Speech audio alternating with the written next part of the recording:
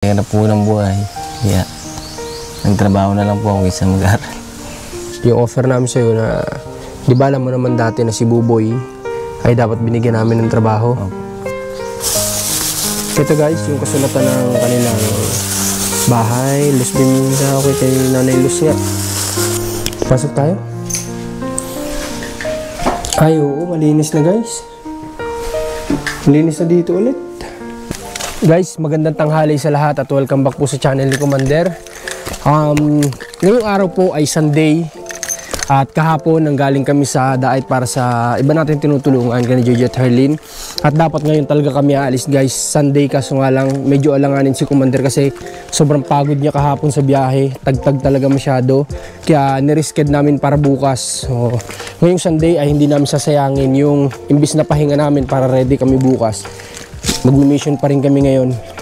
Kaya nandito tayo ngayon sa lugar nila Kenneth at meron akong i-offer sa kanya. Nabanggit ko ito noong nakaraan na meron kaming napag-uusapan at gusto kong i-offer. At ngayon, susubukan natin kung ano yung magiging sagot niya guys. Siyempre kasama ko si Rans TV, pakita mo, sarili mo. Kasama ko si Rans TV, cameraman natin. At bukas mapapalabang kami sa biyahe kaya kailangan maaga-aga rin kami matapos ngayon kasi mag-edit pa, pahinga. Kasi madaling araw kami na naman naalis bukas. Pero kung kami lang ni Rans, o hindi buntis si Commander, kayang-kaya ngayong araw, di ba? Kasi kahit napagod kahapon, kaya naming magbiyahe pa rin ngayon. Kaso nga lang, syempre may buntis tayong kasama si Commander. Siya yung natin, pinagbabasihan ng lahat ng gagawin kapag kasama siya. Parang yung mission natin ba nakaraan, sa diretso tayong Candelaria. Oo, no nakaraan. Dire-diretso, di ba? Kaso nga lang ngayon, hindi na pwede. Kaya mas may... Oh, bukas yung bahay nila Nanay Maribik ah. Makilis gano'n. Ha? Makilis gano'n. Sino tao dyan? Ba't bukas? Nilinisan? Nino? Ni Kenneth? Nilinisan daw guys ni Kenneth yung bahay nila Nanay Maribik. Ayos. May pinagkakaabalahan si Kenneth. Maganda din at nalinisan kasi kawawa din naman itong bahay. Ikaw po. Taas yan. Ha? Nilinisan lang Pasok tayo. Ay oo, malinis na guys. Malinis na dito ulit. Diba sabi ko konting linis lang talaga to. Dito lang ang hindi pa sa kusina medyo. Pero nawala-wala na yung mga dumi-dumi kahit pa paano. Pero dito malinis na ulit. Diba? Okay, nasa taas siguro si Kenneth.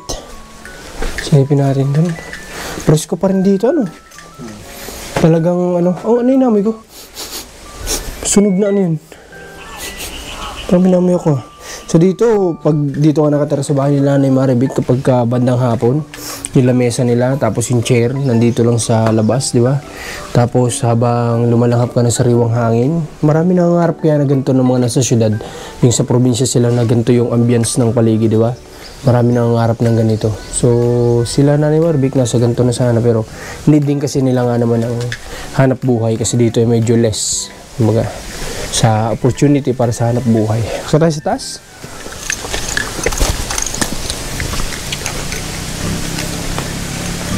Binuksan lang nila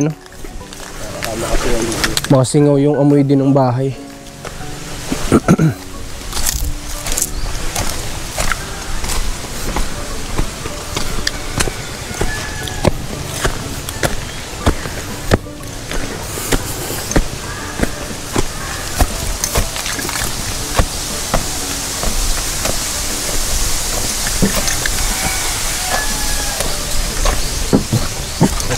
Kenneth, andyan pala si papa mo. Oh, gandang hapon. Magandang hapon tayo. Kamusta ho? Ay, naglinis ka pala doon, Kenneth? Oo. Kailan ka naglinis? Ngayon lang po. Kanina natapos na ganda po. nga, malinis na. Kahit pa paano, maliwalas na sa mata. Hindi ka gano'n nakarang pagpasok namin, madumi talaga. Nagmukhang bahay na. Itanghalian na kayo? Matangali. Anong ulam nyo? Ito itlog. Ha? Anong lahok? Wala. Itlog lang talaga. Hindi ka ngayon ano tay? Hindi po. Bakit? Walang ano ngayon? Malakas ang dagat? Malakas. Kapo nagaling po. Naghuli ka kapo. Nakahuli ka naman. Tama lang. Pang ulam ba? Ang ulam-ulam lang. Oh, kamusta naman kayo, Kenneth? Ito, ayos naman po. Ayos naman? Yung, ano yung apoy nyo? Sayang. Tay, nabanggit sa akin ni Kenneth noong nakaraan. May ano ba kayo nito? May kasulat, may papel ba kayo na pinanghahawakan dito sa lupa niya? Meron po. Meron? Hawak nyo, nandyan? Nandyan po. Pwede ko mamaya makita. Nasa kapatid ko. Nasa kapatid mo? Sige po. Para makita natin yung pinakang sukat nitong bahay ninyo. Sabi 5 by 5 by 5 daw ito? Opo. Ay, sumubra po.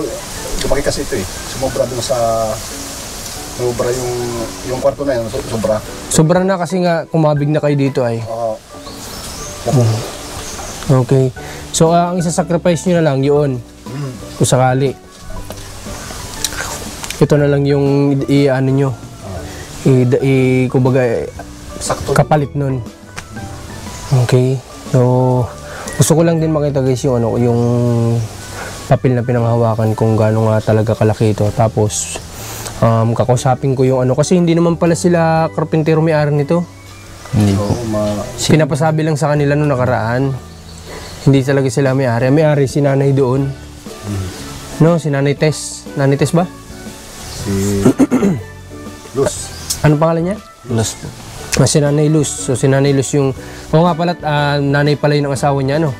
So si Nanay Luz ang may pinaka-may-ari nito. So if ever man na makita natin yung papel tapos magkaayos kami kung anong plano nila, kung papabili ba yung sobrang lupa, ay di pwedeng pag-usapan namin yun. Ano? Para na sa ganun ay magamit yung kwarto na yun. Pero yun ay depende pa din kay Nanay Luz kung ano yung sasabihin niya sa atin, kung ano yung magiging desisyon niya.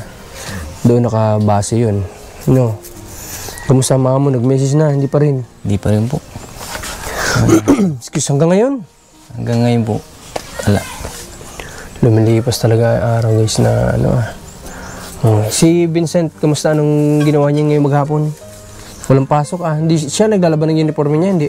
Siya po. Siya Naglalaban yan. Nakapaglaban na siya? Yung nilaban niya isa. Lagi niya siya tayo papasukin tayo. Ay, lagi pong ano yan. Dahil gigising ko lagi madaling araw pa lang ay minsan napapasarap ng tulog na.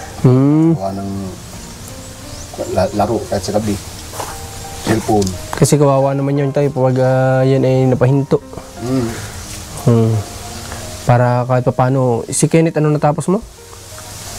Elementary lang po. Elementary? Grade 6. Yung sa mga kapatid mo, may nakatapos ba ng high school? Yung babae po, sumunod sa akin. Pero hindi na nakapag-aral ng kolehiyo. Grade 9 lang po yun. Grade 9. Grade 9 kasi nung... ibig sabihin, parang third year high school lang. Parang gano'n. Hindi, ibig sabihin, wala siyang diploma. Wala. O para kahit pa paano sa mga magkakapatid ninyo, may makapagtapos man lang sana. Kaya po, lagi pong sinasabi rin po dyan. Nung ikaw ba, Kenneth, nag-aral, bakit ano-anong una naging dahilan, bakit napahinto? Saya po ng buhay. Yeah. Nagtrabaho na lang po ako kaysa mag-aaral. Ano yun? Sino ba pinaka nagsusustento sa inyo nung nag-aaral kayo? Sila papa po. Si Nanay Marivic nagsusustento din. Opo. Ano ba trabaho ni mama mo nung mga oras na yan? Di ba nag-abroad si mama mo? Anong ano ka nun? Nasa Maynila po yata siya nung nagtatrabaho. Matagal na po yun. Nag-abroad po yun ay wala pa yun. Nung high school po ako grade 7 ako, nagtatrabaho po siya sa Manila. Manila. Ibig sabihin nag-abroad pala si Nanay Marivic. Hindi pa kayo na isisilang. Hindi pa po. Okay, matagal-tagal na pala yun guys. Kala ko naman buhay na sila nung nagtrabaho si Nanay Marivic sa abroad. Wala pa pala itong mga ito. Okay, di ibig sabihin. Oo nga, sa bagay kasi kung sinasabi nilang si Buboy ay doon na buo, di ibig sabihin wala pa nga ito kasi mas panganay si Buboy dito sa mga to ay. Okay, so ano ba yung noong panahon na nag-aaral ka, ano yan, hindi kayo nagkakaroon ng baon, ganyan? Nagkakaroon ako po, minsan. Nagkakaroon meron. Saan ba school nyo nun? Diyan boss may itok. Itok. Paano pagpapunta dun? Lakad. Minsan, nasakay. Lakad. Minsan lakad po. Alin mas madalas lakad o sakay? Lakad po. Malayo yung guys din. Yung school na gubat pa po yun tinutukoy dati. niya. Gubat pa. O malayo po yun, yung tinutukoy ni Kenneth na dali-dali school na naman pinapasukan niya. Village school. Pero ano naman, kumbaga ginusto mo naman na makatapos. Hindi ko na nga po. O mas pinili mo na talaga magtrabaho. Nakatikim na po kasi ako ng trabaho nun eh, kaya hindi na ako nakapag-aral. Diretso ko na lang yung trabaho ko. Ano naging unang trabaho mo nun? Ano po, yung bigasan.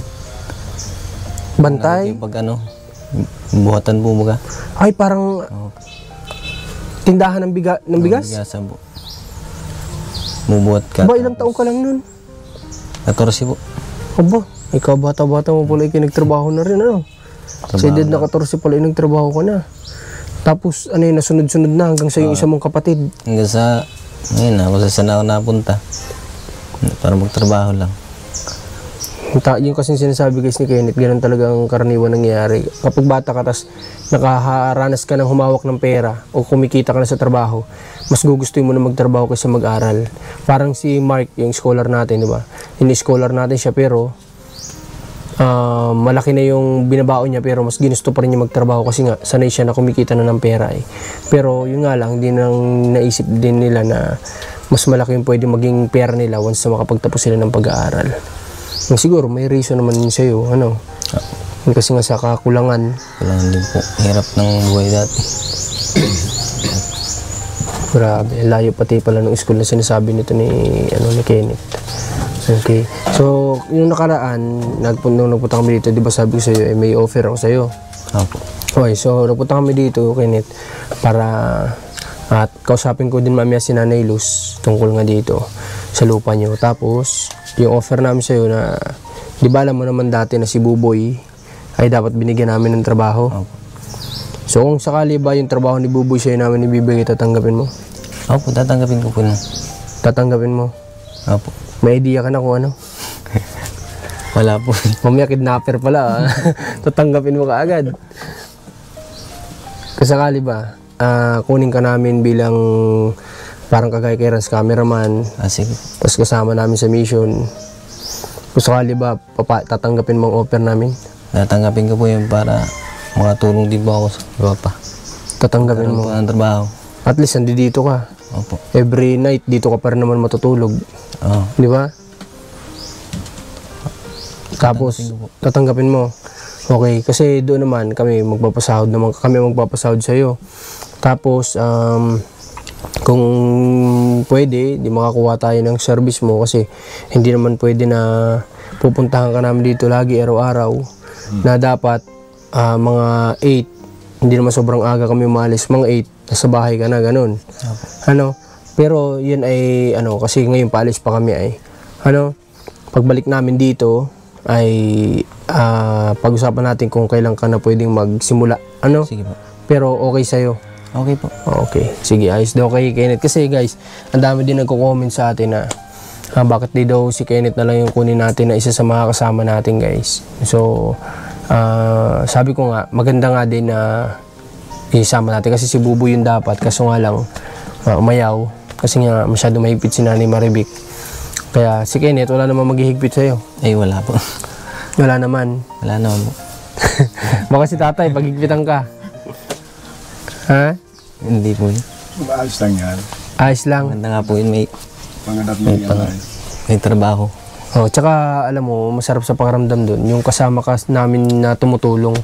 Oh, kasama ka na namin sa pagtulong. Kumbaga kung sino yung mga natutulungan natin, kasama ka doon. Oh. Kumbaga dapat nga, ito nga yung sinasabi ko noon kay mama mo, na dapat nga maging proud siya kay Buboy. Na ang anak niya, tumutulong na, kasama na ng tumutulong sa ngayon. Na dating tinutulungan lang, ngayon kasama na ng tumutulong. Na darating yung araw, siya na din mismo makakatulong. Yun nga yung sinasabi ko na dapat maging proud siya, kaso ang nangyari, nagagalit siya kapag kami yung kasama ni Buboy. Sa tingin mo ba tama ba yun na kumbaga magalit pa na kami yung kasama, ganyan? Mali po yun. Hindi ko naman po alam yung Pero sa tingin mo, mali. mali po sa ano ko lang. Kasi kami unang-una, hindi kami mabisyong tao. Yun nga lang, kung ikaw ay may konting bisyo, wala yun kapag kami kasama mo. Ay, maganda po yun. Kasi kami, wala talaga kaming bisyo. Hindi kami... Para mawala na yung bisyo. Si Rans, bisyo lang niya, babae. Wala akong babae. Wala palang babae. Ikaw, kung may babae ka, bigyan mo lang ng si Rans. Bahala na kayo, mga binata naman kayo. Hindi baka magalit yung asawa ni Kenneth. Okay. Sa totoo lang, dapat ngayon, Kenneth, pwede ka na namin isama sa mission. Ano? Nga po. Kaso nga lang, may inaantay pa din kami na... Kumbaga, may inaantay kami na... Hindi ko alam kung sponsor to ni Commander o ano. Sila kasi nag-uusap, ano. Nasa, ano yan, kumbaga nasa conversation nilang dalawa. So, siya yung isa sa nag-suggest din na kunin ka nga, ano. Opo. Kaya inantay ko yung confirmation nung kausap ni Commander kung ready na ba na isama ka namin. Kasi ngayon, kailangan sana natin si Ken kasi nga may mission kami ni Ran sa Lucena. Pwede na natin siya makasama doon sa mission, di ba? Kasi nga, bigyan muna natin ng konti pang time si Kenneth. Kaya naman siguro namin ni Rans. Pagbalik na lang dito. Ano kasi, masama na mabigla na unang mission pa lang nasa malayo na kaagad na ano. Mas maganda dito na muna para masanay siya, parang training din, di ba? Hindi naman pwedeng isabak agad natin sa ganun. Dito lang muna, training muna. Madali lang naman kung ano yung ginagawa ni Rans, ganun lang din naman. Sanay ka naman magbuhat, sabi mo, magbubot ka ng bigas. Sanay na po. Magaan naman itong camera. Magaan naman ang camera. Yan lang naman yung gagawin natin. Ano? Pagka umaga, routine natin, punta ko sa bahay. Alis tayo ng mga 8. Minsan, iba-ibang oras, basta depende na lang. Basta importante, nandoon ka na ganun. Opo. Kaya kailangan may service ka dapat. Kaya titingnan natin kung anong magagawa natin para ano. Ano? Opo. Para nang sa ganun eh. Kaso nga lang, siyempre, okay lang ba sa'yo? Bihira lang kami mag-day off. Okay lang po yun. Kaya naman po yun. Saka hindi naman. Hindi naman po baga mabigat yung trabaho eh. Kasi kami, Kenneth, talagang siguro sa isang buwan, minsan nga wala. Hindi kami nakakaisip mag-day off. Dire-diretso talaga itong ginagawa namin na ganito. Kung kaya mo, magsabi ka sa amin kung ano, na walang day off, okay lang sa'yo. Okay lang po. Kahit dire-diretso. Kasi baka mamaya may obligasyon ka dito sa bahay niyo. Okay lang yan. Ayos naman po. Ito lang nga po ginagawa ko dito. Linis. Nainip lang din yan. Oo nga, mainip lang din naman si Kenneth. Tama, pwede talagang isama. Para nang sa ganun. Tsaka wala naman sa'yo magagalit. Halimbawa, magmi-mission kami ng ibang lugar, wala naman magagalit. Girlfriend mo. Wala naman po. Wala naman. May oras naman po ng pag-chat. Pag-uusap ninyo. Pag-uusap po.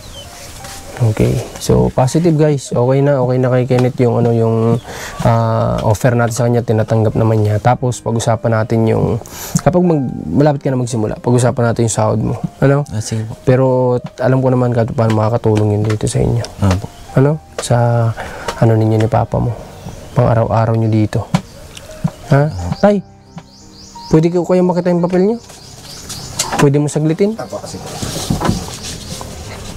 Saglitin ni tatay para makita natin yung pagbabasihan natin.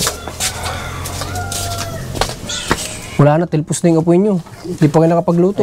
Salang nyo. Para kayo makakain. Talbos mo pati sila. Dami. Ano yung talbos nila guys? Talbos ng kamote. Tama? Ang dami. Tapos ito, nyug. Anong gagawin? Ba't may nyug? Gagataan po yata. Ito? Opo. Pwede yan? Pinapakulawan po ba? Ang ilo ko nakakita na ginagataan yan. Ang alam ko lang talagang luto dyan. Minsan adobo. Hindi adobo. Yung sinabawan na kulay nagpupula-pula yung sabaw. Sinigang. Sinigang. Panglagay sa isda. Yan lang alam ko dyan. Ang ina-adobo pala kangkong. Salang mo na para makakain kayo. Ito lang yung pang nila. Pang gatong. Gatong. Sino nagsisibak? Si Papa po nagsibak niyan. Siya rin ang nangunguha niyan. Opo, siya po. Saan niya kinukuha? Diyan po sa mga bagong tabas. Sipag din si Papa mo, Talagang kilos din ang kilos. Ngayon lang yata nagpahinga ulit si papa mo. Bakit? Anong, may sakit ba? Wala naman po. Wala naman. Yung reason lang talaga malakas yung dagat. Malakas po yung dagat eh, kaya di po siya naka-dagat. Kapon nga po, ano po siya punta ng dagat. Oh, tapos? Nakahuli naman po siya ng kaunting isda. Tsaka yung ano ay, yung ahas ba yung balanghitan kung tawagin. Balanghitan, nakahuli siya. Anong ginawa nyo? Ginataan po namin. Talagang umiikot pala yung buhay nila ni tatay sa paghuli, tapos ulam, Opo. huli ng isda, tapos pang ulam lang talaga. Yan ang ulam ninyo, Kenneth? Ito lang po. Bili kayo ng ulam nyo. Itlog lang ulam kasi nila, guys. Oh. Para Hiningi nga lang po yata ito. Ha? Parang hiningi yata. Yan, madumi pa. Hiningi lang, ibig sabihin yung sa mga manok-manok. Opo. Yung mga bagong itlog. Anong oras na kayo magtatanghalian? Anong oras na ba? Tinangan natin sa cellphone natin, guys, kung anong oras na. Grabe kayo magtanghalian. Alauna na. Alauna na po. Ayun, lipas na sila sa lipas na sa pagkain. 1:14 PM na, guys. At ngayon pa lang sila nagtatanghalian. Bakit na busy ba si papa mo kanina? Hinintay po namin kung kusan po napunta yun. Mga po nagpunta ng Tondo. Dala niya na yan pagdating. Opo, dala po niya ito. Baka dumiskarte na pagkain. Opo. Papa mo, tas ikaw naman, ang pinagkaabalahan mo naman yung bahay ni na mama mo. Nilinisan ko po at para maganda po bagating Maganda-gandang tingnan. malinis. Tsaka pag napasok po ako baga dyan asi Dumi. Tinanggal ko po yung mga nilinisan ko. Kita ko nga kanina, pagpasok namin, guys, malinis. Pinausukan ko para mawala yung ano. Mga lamok-lamok. Yung mga lamok-lamok. Tsaka yung maligno. Baka may maligno na. Baka may maligno na sa loob, kaya pinausukan ni Kenneth. Maganda nga, sabi ko nga, buti nga, ganyan talaga dapat. Minsan ino-open-open din yung bahay nila Nanay Maribik para kahit pa paano naman. Yung... Pagka umaga po, ibubuksan-buksan lang po yan. Nabubuksan-buksan naman. Bubuksan ko, nandito lang naman po ako eh. Para kahit pa paano makapasok po yung hangin. Oo nga, kasi yung amoy ng loob ng bahay, mauum yun. Tapos, hindi na maganda yung amoy pagtagal-tagal ng panahon. Tsaka nakakalungkot yung bahay na makita mong palagi lang sarado, ganyan. Diba, nakakaawa naman tingnan. Mas maganda din na paminsan-minsan, buksan din para makapasok din yung good energy, di ba? Para pasukin po ng swerte. Para pasukan ng swerte. Tama yun.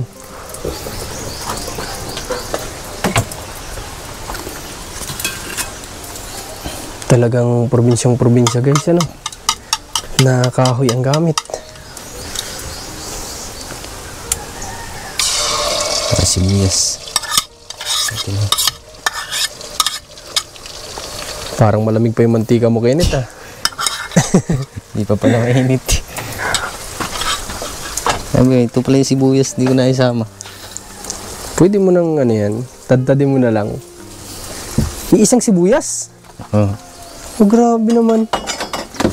Isa lang po, naubos na eh.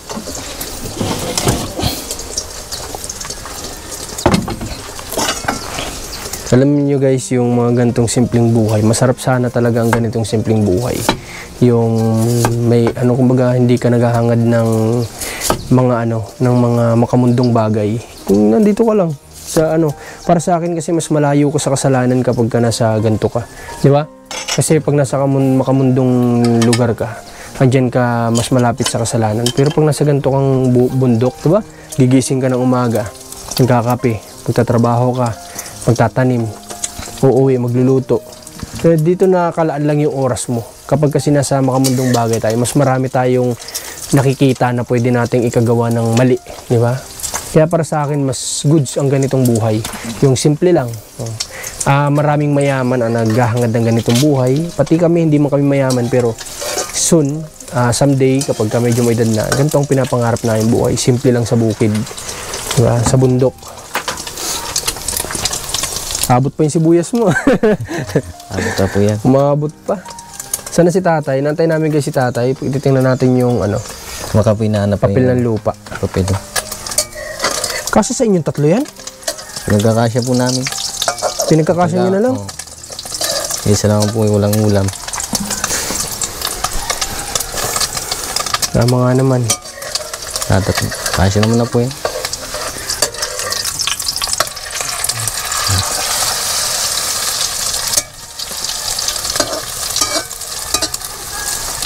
Binabawi nyo na lang sa kanin. Opo, kanin lang po. Bawi. Sa bagay, yung ganyan sa akin, lagyan mo lang ng toyo May yun. lasa naman na po. Tapos, kung may kamatis, mas masarap-sarap sana. No? Dito ba hindi kayo pwedeng magtanim-tanim kasi hindi nyo sariling lupa, yan o? Pero kung sakali, pinapayagan kayo magtanim-tanim din. Pwede na po yan. Pwede ano? Tanim lang. Oh. Pwede magtanim-tanim kasi dito guys sa mga gulay-gulay, ganyan. Yung tanim nga po dyan ni Papa dati na yung kamuting kahoy po po yan. Tapos, Kinuha na nila. iba na nag-ani. Iba na nag-ani. Wala po kami dito. Kasi wala si papa mo. O, yung mga panahon na nandito kayo, syempre sayang nga din naman yun. Titigas lang yun. Hindi mapapakinabangan yung tanim ng papa mo. Ganda naman po yun at Kahit pa paano, napakinabangan. nakinabang. Diyan na si tatay. O, mas masarap luto dyan. Di ba? Kapag gantong kahoy, mas masarap luto dyan. Pares apoy, pero ewan ko kung bakit may pagkakaiba. Ito na kay tatay. Tingnan ko nga tayo. Ito guys, yung kasulatan ng kanilang bahay. Luz Biminda. Okay, kay Nanay Luz nga. Rudy. Sino ito yung Rudy? Tatay ko po yan. Tatay mo. Wow! Grabe, ang mura ng pagkakabili pala ng panahon. Pero mahal na to ng panahon guys. Sa 10,000 pesos, mahal na to ng panahon. Kahit 5x5 yan, medyo mahal-mahal na yan. Okay. 5x5 nga, metro kwadrado ito ay, okay, nakasaad nga dito 5x5. So malinaw na tama yung sinabing sukat nung kamag-anak ni Nanay Luz na nakausap namin noong nakaraan. 5x5 nga ito. So pwede nating kausapin si Nanay Luz about dito, tapos sukatin kung talagang nakasakop ba sila, ganyan, para malaman natin kung anong pwedeng gawin.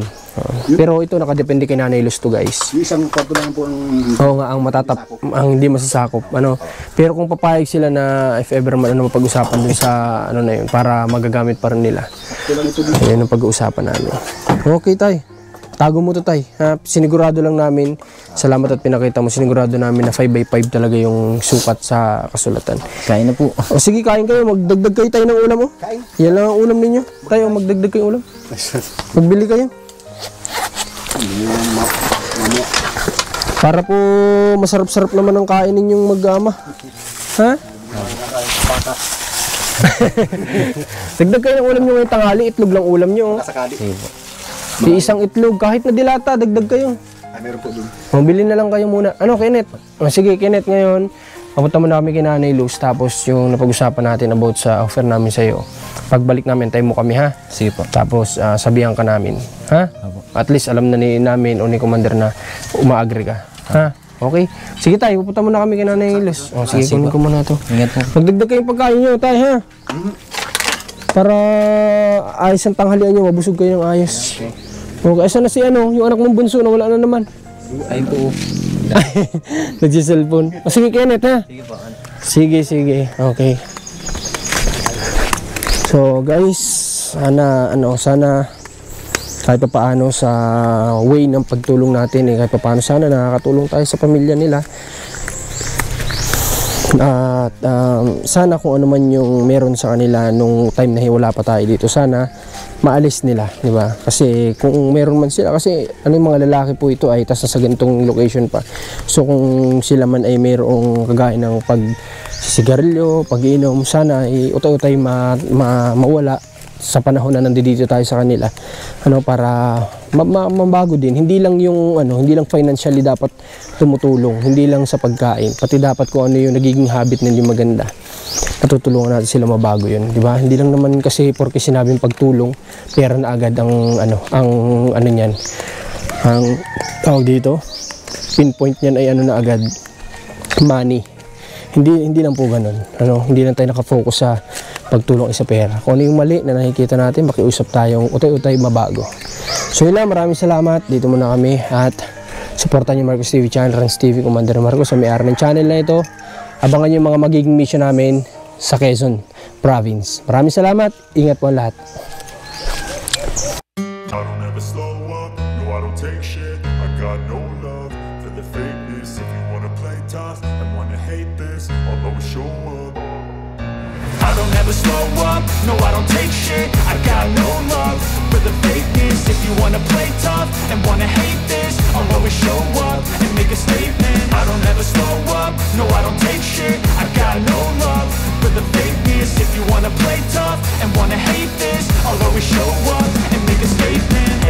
do, so instinctive and so passionate. Every word I move so descriptive like an adjective. I got a vendetta against people who patented being negative when you should be getting after it.